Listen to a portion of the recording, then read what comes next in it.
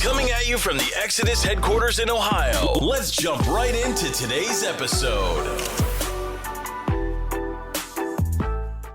All right, we are live, and we're tackling a pretty interesting topic that is perfect timing for really the time of year.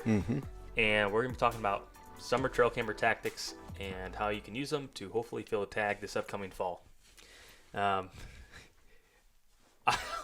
To be transparent, we've been recording these for I don't know how many hours now, and I mentioned prior, it feels like a classic movie where they've been pinned for a murder and they just keep drilling questions. Yeah, over and over again. Yeah. I can't believe that you guys are doing this to me. Yep, we're trying to break you. So you know, it's cool too as we shot. I like doing this stuff. It's fun, and it's fun chatting with you guys. And then, you know, the listeners won't know that we started this yesterday, and would we finish up about 6? We went to a nice dinner, but we only shot or recorded 2 of the podcasts yesterday. You know, about almost a couple hours, hour and a half.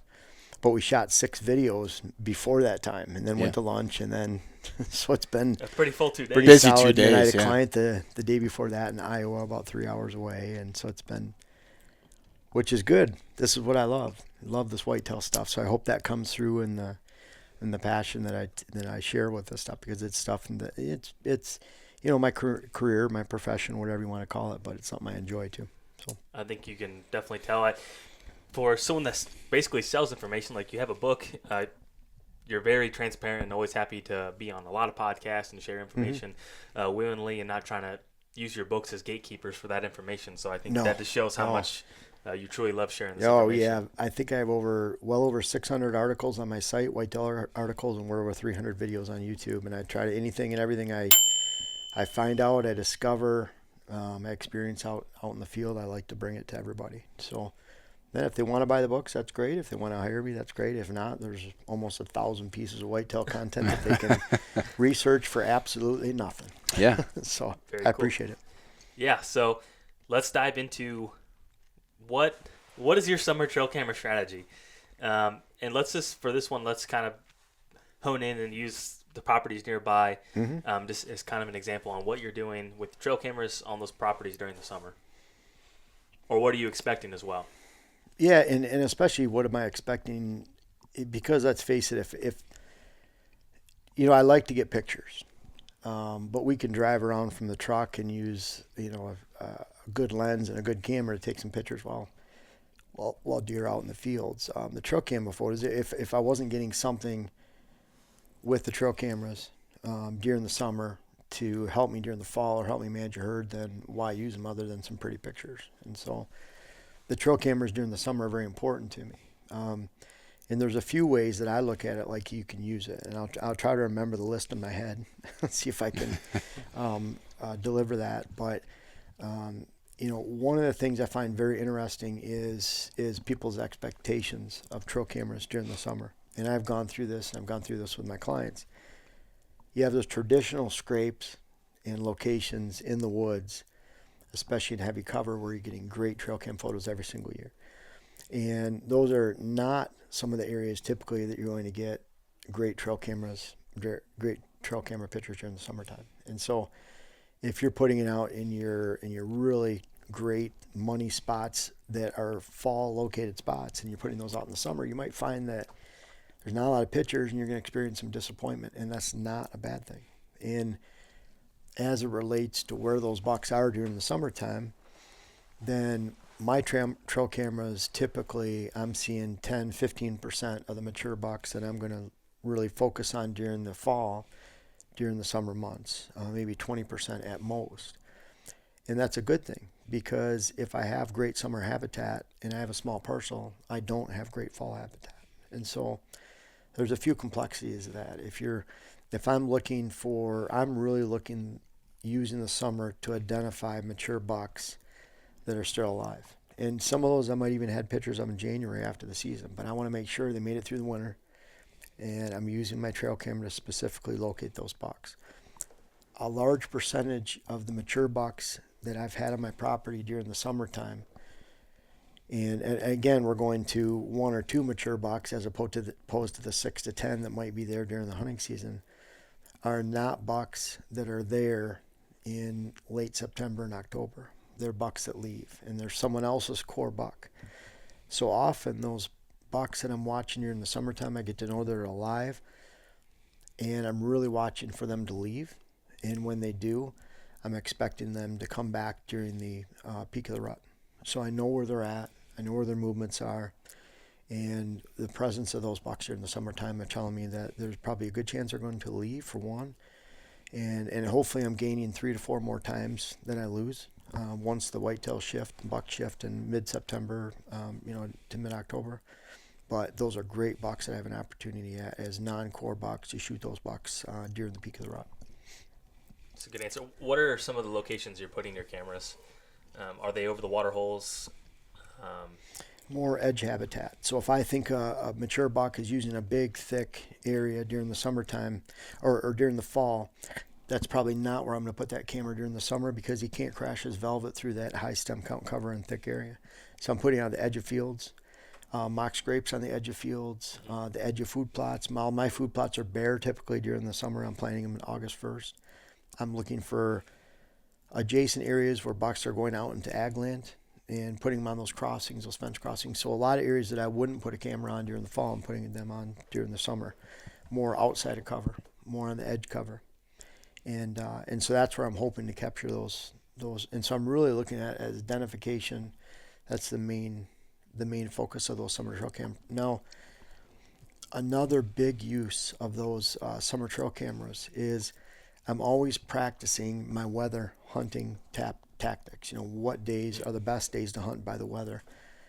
The summertime is absolutely no different as it relates to the factors that you hunt in the fall that are indicated by the weather that you would see buck movement during the summertime. So it's a great time to practice. You can look at the weather coming up in the next 10 days, and you can say, you know what, I bet they're going to be moving on this date because of these factors.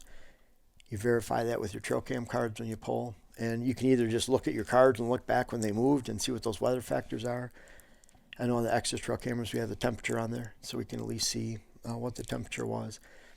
But I'm really confirming those weather events that take place that push deer movement, and those same events are going to push movement during the fall too. So it's a great time to practice those movements.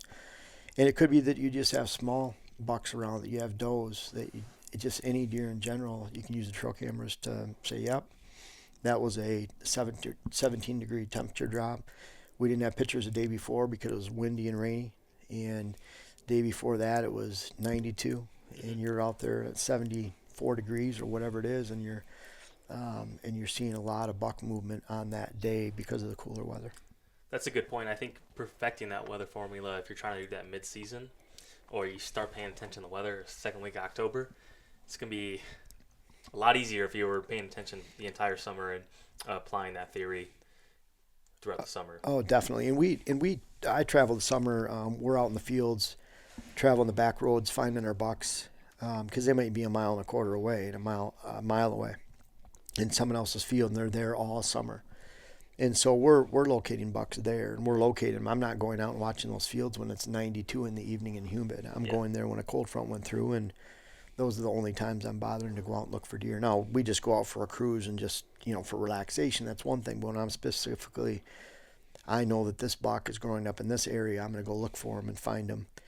And it's going to be on those cool evenings. And I'm watching the same with my trail cameras. Can you shine in Wisconsin in the evenings? We don't, but you can. Okay. Yeah, I don't. Mm-hmm. We're just looking for that evening movement, trying to find where they're at. Mm-hmm. Pretty crazy. It's where they come out of the timber is a lot of times they're going straight to beans or alfalfa from their daylight holdings, and then at dark they're getting behind cornfields or out in the middle of who knows where. And it's almost easier to find them when they're coming out right in the evening in that daylight while they're still hitting moving during daylight. And it might be that we crest a little bit of farm field road where we're just going back on a two track, and we're standing in the back of the pickup looking over a terrace of corn and into a little hidden area of beans and alfalfa, and so you just know that little corner. But I would say on average, the mature bucks that we're targeting during the fall grow up about a mile away. So again, going back to don't be too discouraged if you're not getting those pictures during the summertime. I find the majority, the hunters that are getting a large collection of summer footage of bucks, they're typically not seeing those bucks in the fall until the rut. And it's not that they go nocturnal; they go to their fall range. Right. Yeah, I would say that's true. There's specifically a buddy. He had a picture of in velvet a really big double drop tine buck in the summer.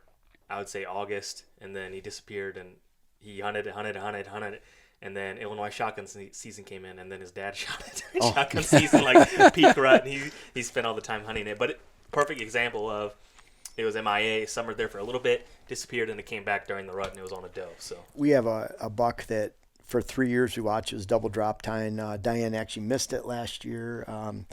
It scored about 150 some inches. It was a neighbor shot it. That buck was one of our summer deer, and we saw him for the last 3 years. Now, he was on our property during the fall here and there, but for the most part, he was on the other property that we hunt on, anywhere from surface area ground, probably about 3/4 of a mile from the other property, between a half mile and 3/4 of a mile. So that was where most of his fall ground was, just for whatever reason. And then he ended up getting shot right there next door. And then we hadn't seen him for a little bit on the other property. So some of that has to do with getting pushed out by another mature buck that moves in too. He's there during the summer. That buck, this one right here, that one was a summer buck, and he would disappear for the hunting season. I shot him in October 22nd. Those two big bucks were fighting out in the field, and he was basically a shy buck. I think he was exiting, getting off the property. He'd been there during the summer. We had pictures of him all the way from early June until I shot him in October. really, that's a beautiful deer, by the way. Yeah, he was a cool one. But yeah, that's so, a summer focus. It's hard because, if you are getting those pictures, it's great. But what does it tell you about your habitat too? So if you're getting summer buck trail cam photos, those bucks need high overstory and shade and a lack of high stem count, meaning very open ground, very little cover, lots of shade, good airflow. And so if you have that in large supply, large enough that you're attracting a small batch or group of nice bucks, then it could tell you that you don't have a lot of potential in the fall for holding those bucks long term. So it really, your trail cameras can tell you a lot about your habitat during the summertime too. That makes sense. Would you say someone that gets super excited of a giant velvet buck prematurely, what do you say to that person?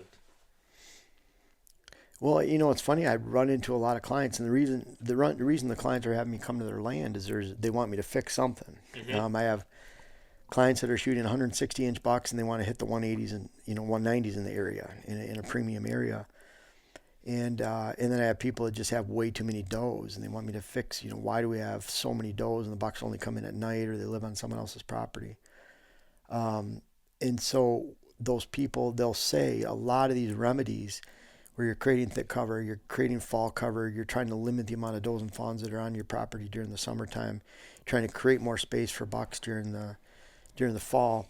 It's really reflective back to all of these things working together at one point. And so typically if they have excessive doe numbers, if they have open cover, if they lack fall cover, if they lack fall food, then I'm seeing, they're showing me velvet pictures, and they're saying, yeah, we get all these velvet pictures. We even find some sheds, but we're not seeing them during the fall other than the middle of the rut. So you see when there's excessive doe numbers, when there's a lack of fall cover, lack of fall food, and even overhunting pressure, overhunting food plots, that there's a general trend. If you get a lot of velvet bucks, you're not getting them in the fall. And so when I'm talking to them, there's sometimes some light bulbs that are starting to go off and for different areas, and they're starting to say, that's why we get velvet bucks. That's why we don't see them in the fall. We have too many does. We don't have the fall cover. We don't have the fall food. It kind of all goes together, and it might be that it's just one really strong area, out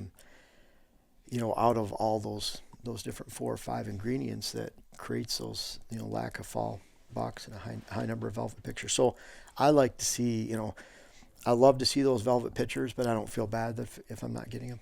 That makes sense. Do you feel that you can put too much pressure on a piece of property in those summer months? July, June, August? That's a great question. I put out a video, something like when to stay off your deer land. And I really feel strongly that if you have a great deer habitat parcel, and it's meaning that you have fall food, you lack summer food, you have great fall cover, you don't have a lot of summer does, you shouldn't have a lot of mature bucks on your property during the summer or the spring, and within a month, 2 or 3 weeks of the hunting season, the beginning of bow season. So I feel like if you want to have a dirt bike track out there, if you have a pond in the middle that you're swimming out of, and the family wants to use that, a little picnic area I've seen. If you want to hike on your land, if you want to go fish down in the river, and whatever it might be, that if you have a great fall parcel, then whatever you do in the spring, summer, and a month before the season isn't going to have any bearing on the quality of your season. So a month prior to season is when you kind of draw that line. Yeah, when I was in Michigan, October 1st was the opener, so Labor Day was the drop dead date. Now, it's not to say that I don't go top dress my food plots with rye in the middle of September, but as far as machine access and making a lot of noise on the property, that was the time to stay off and let it settle down. But I found whatever I did in June, July, those bucks aren't even there, or really not supposed to be there in the first place. And again, it goes back to those 3 or 4 weeks of forgiveness.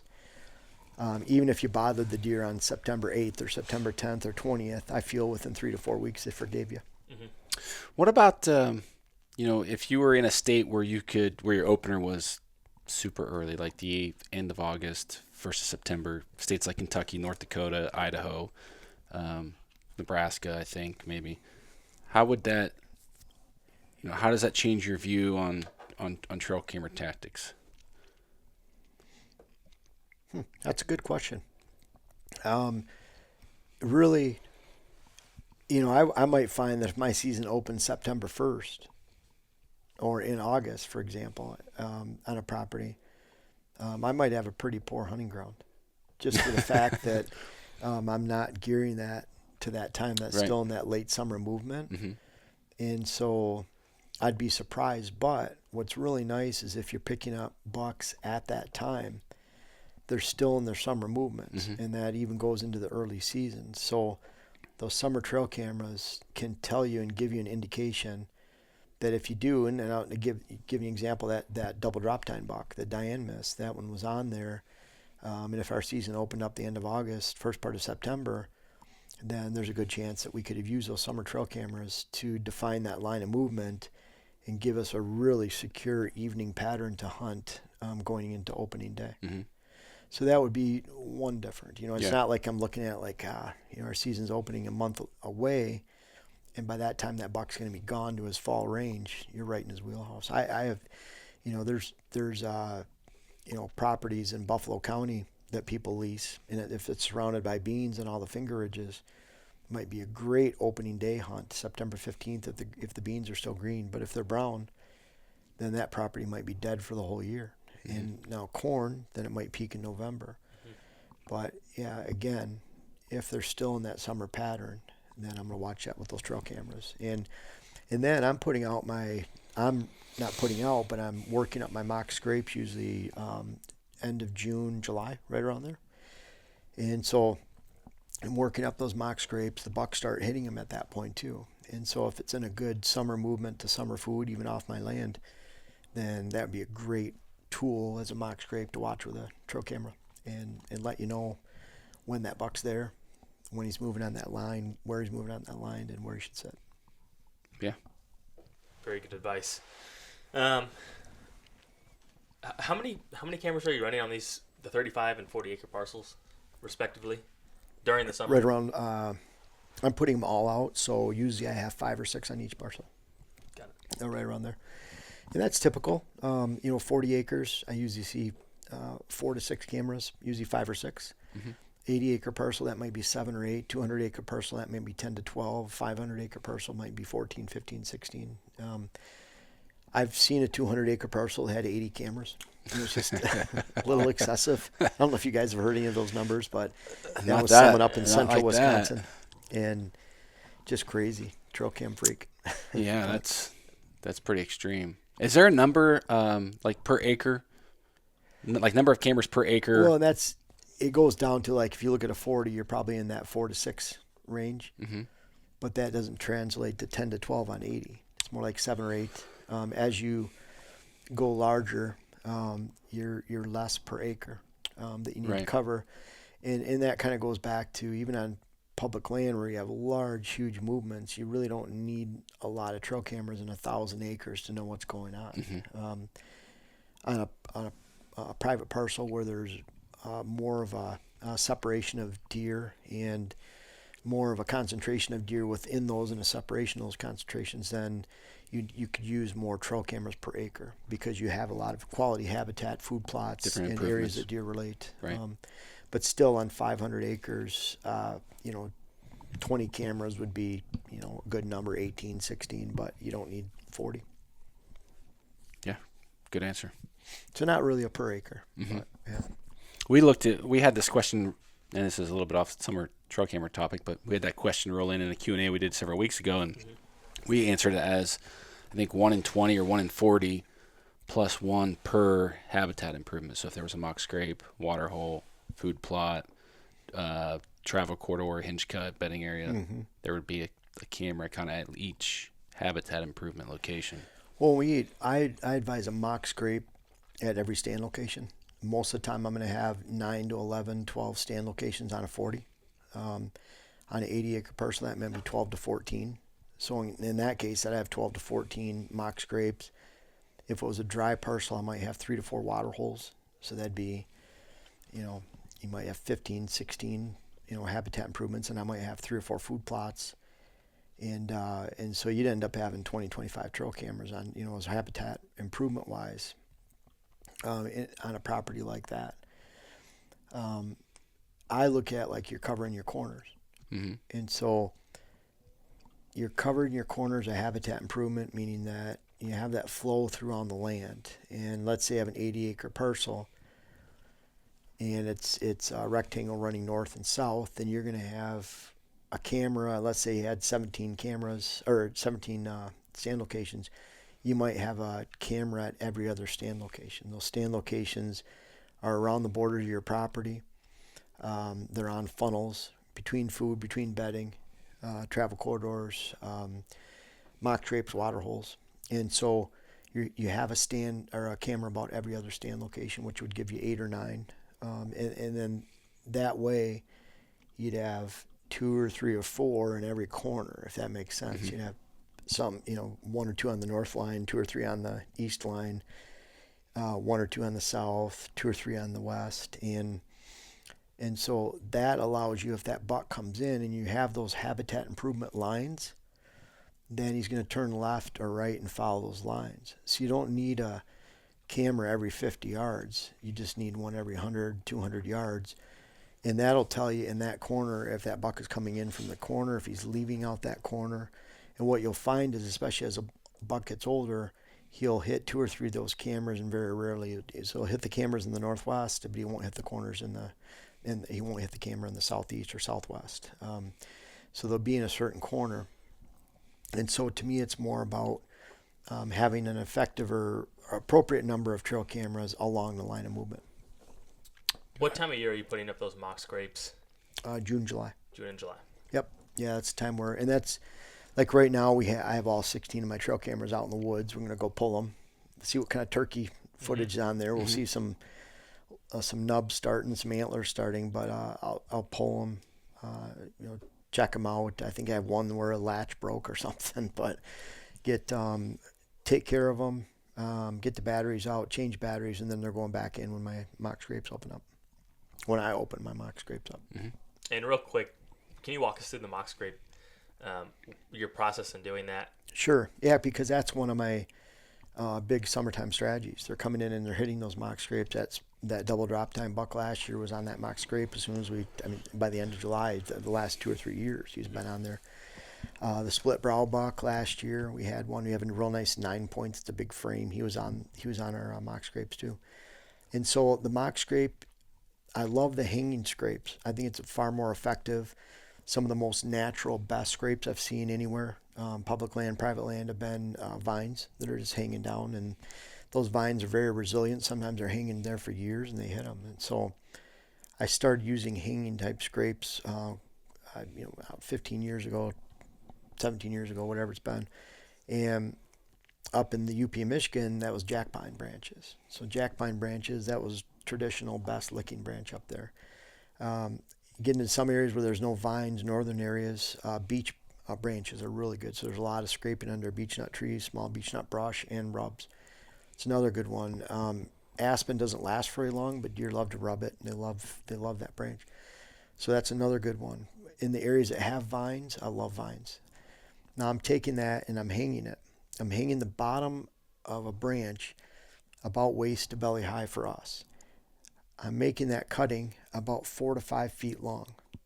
6 feet long is better than 4 feet as far as, or 3 feet. You're better off staying within that range. And you want the weight so that that buck can actually push its preorbital gland on the branch and it can leave that scent. So for example, some of these rope kits and stuff for mock scrapes, that thing just blows around in the wind. That buck can really not leave its scent very easily on that. It just keeps pushing away. So I like that weight, so there's some rigidity when it pushes against there. That's why I want that 4 to 5 foot length, maybe even 6 foot, and then I want 3/4 of an inch to 1 inch in diameter, right around there. 1.5 inches is too much. 1/2 inch will break easier. And so plus I want that substance to hang there. So I'm hanging it there. Typically at a level, if you imagine standing on the rail of your pickup and tying it about chest high, that's about how high I'm tying that up. So usually 2 to 3 feet of rope attached to that licking branch. And so it puts it up 9 feet, 10 feet in the air, 8 feet in the air, well out of the reach of a buck's antlers. And then I'm tying that between 2 trees, and I'm making sure there's at least 10 foot in diameter all the way around. It's in an area where a buck can easily work that. They're not cornered. There's not a brush pile on one side, or it's not between 2 trees. They're only 5 feet apart. There's not going to be enough room.